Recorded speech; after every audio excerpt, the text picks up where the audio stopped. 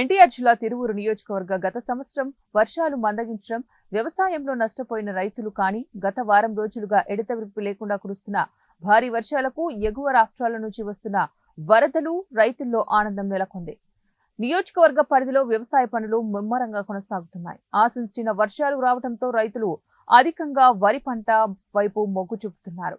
వ్యవసాయ కూలీలు నిన్న మొన్నటి వరకు పనులు లేకపోవడంతో ఒక్కసారిగా వర్షాలు రావటం, పనులు ప్రారంభం కావడంతో వ్యవసాయ కూలీలు కూడా ఆనందం వ్యక్తపరుస్తున్నారు.